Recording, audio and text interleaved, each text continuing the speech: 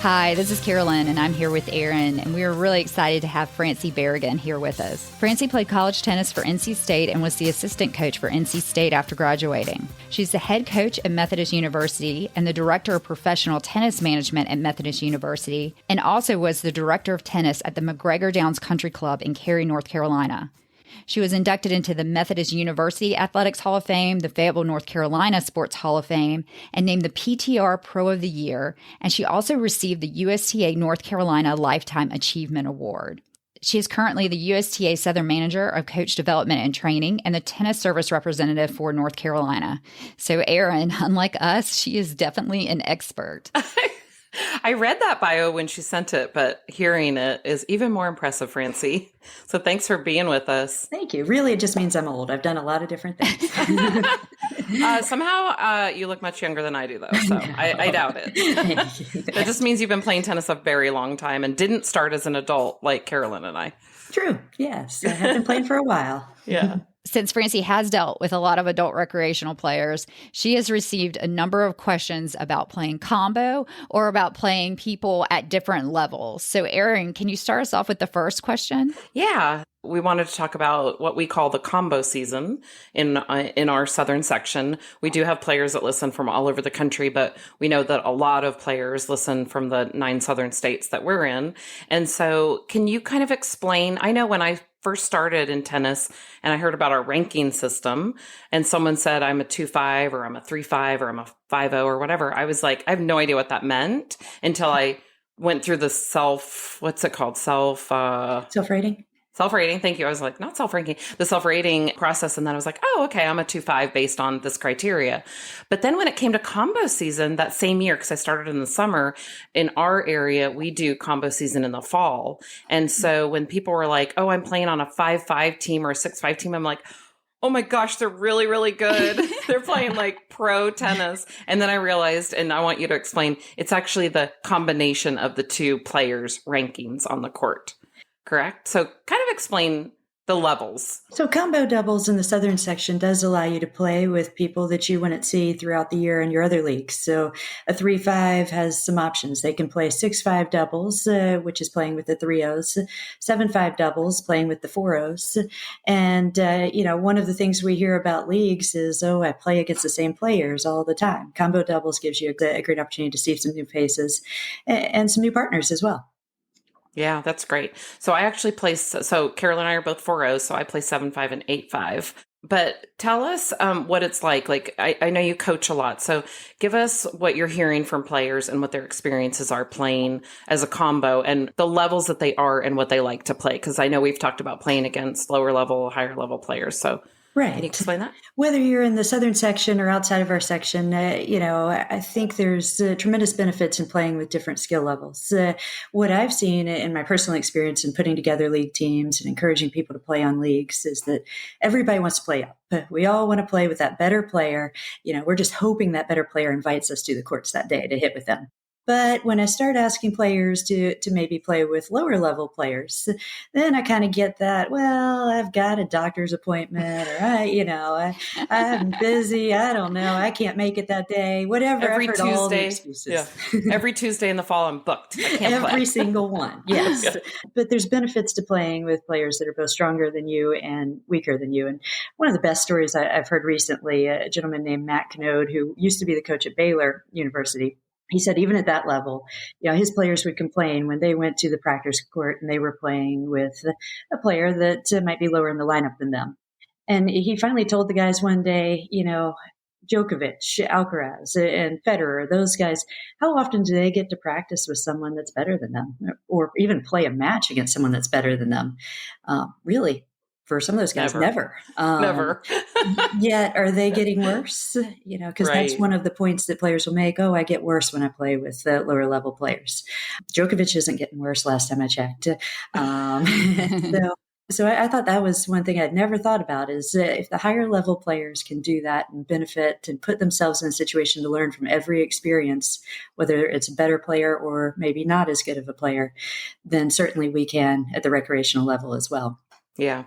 I feel like it's paying it forward too. I was, I started as a very beginner, never touched a racket, and I got invited onto a team. And then when combo season hit, actually at the time, there's also a 5-0 combo in our area, which is basically just continuing your spring season with another 2-5.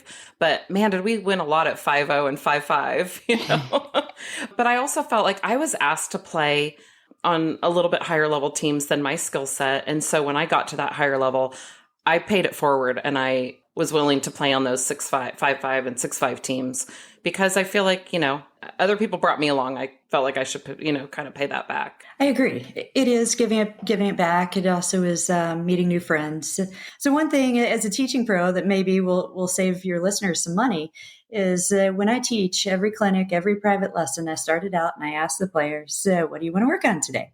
And half the time I just get a blank stare. They just kind of look at me like, you're the pro, figure it out.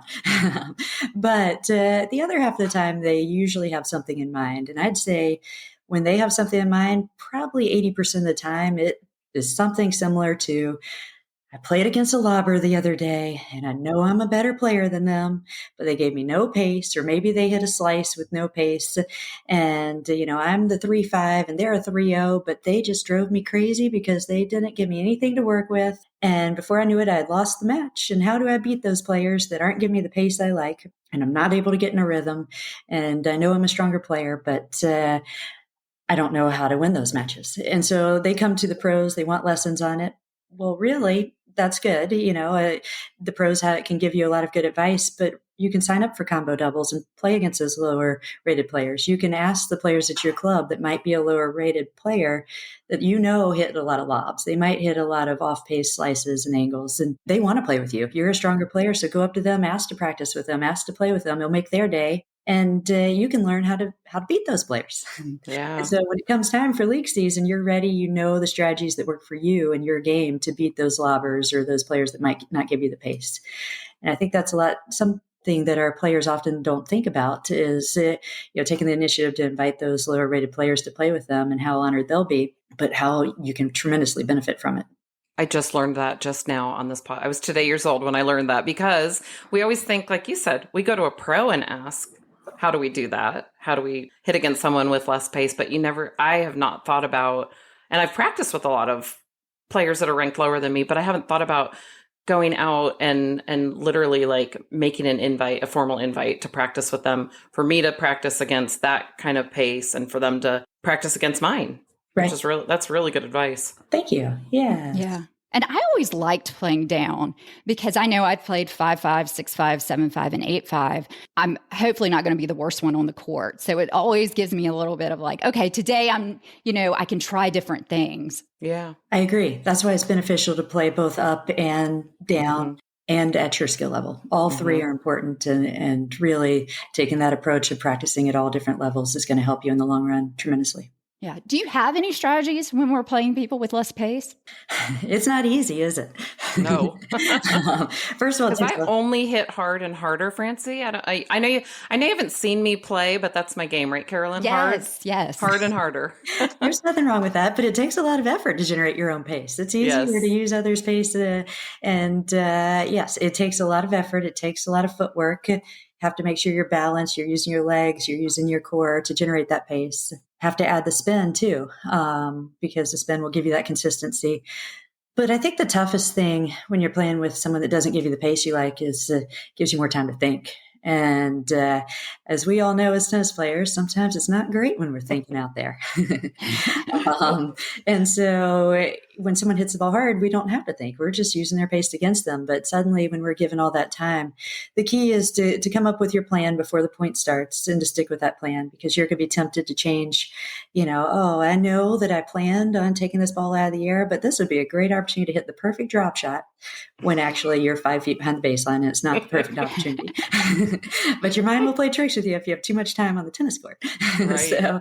So most importantly, if you take anything from this, is if you're playing against maybe a lower rated player that doesn't give you the pace you're used to, is come up with that plan in advance and stick to it, and try not to make those last minute changes of your mind, because that's when the errors happen. Yeah. If they're a lobber, the worst thing we can do is just try to blast the first ball for a winner, especially if you're 10 feet behind the baseline. We want to. I mean, we see that sitter coming and we want to just blast it. But that's probably not the best way to set up the point. So what we're going to do is we're going to, first of all, use our strength. So, if it is, Erin, I think you said oops, so that means you like to hit the ball hard. I did. I said, are you speaking not directly to you, but if you like to hit it hard, use your strengths, like I said earlier, but go for a bigger margin for error. Maybe you aim for the single sideline because you do have to set up your point. Once you've worked that point, you've got your opponent in a defensive position, then look to move forward and hopefully put yourself in that winning position at the net. But if they're really lobbing and you can't attack, they're pushing you way behind the baseline, the best strategy is to hit a few high, deep balls back. It might be heavy topspin balls. It might just be a true lob.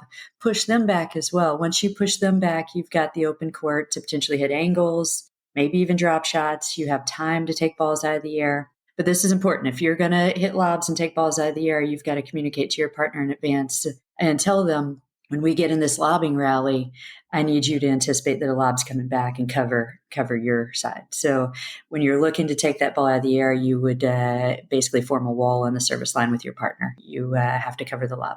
And then if that still isn't working, you can potentially draw them into the net.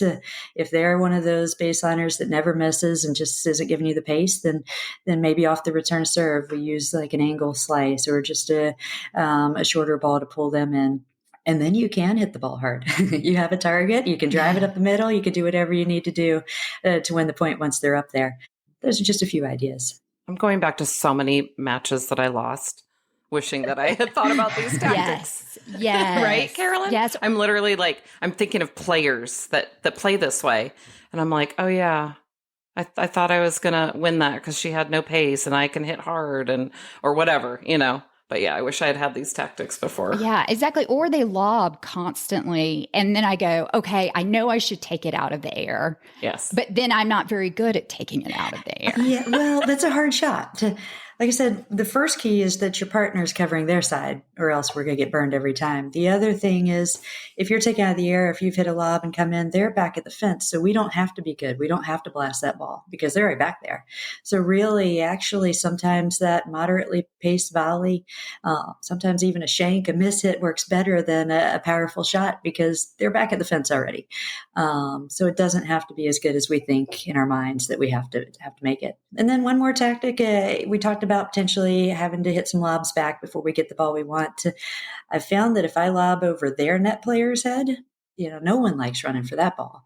And then their net player is going to be just getting bored, switching and never getting to hit the shot either. So that can frustrate them. And if you can frustrate a lobber, then you deserve to win. Then that match is yours if you have frustrated the lobber. Carolyn and I have a friend that she loves to get into a lob rally. She just will do it all day, where I'm not that player. But I remember playing with her one time and she was hitting, and you can kind of almost talk to your partner when that's happening because you're waiting for a lob to come back, you're hitting another lob, you're waiting. And we had this conversation and she literally looked at me and she said, I can do this all day. I have 3 daughters. She said, I have the most amount of patience of anyone I know. So every time I get in that, I think of that. I think it's so funny. That's one way to get in your opponent's minds.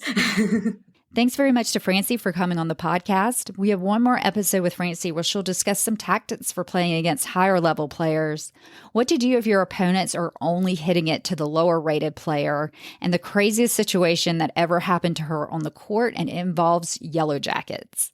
We hope you check out our website, which is secondservepodcast.com. Thanks so much for listening and hope to see you on the court soon.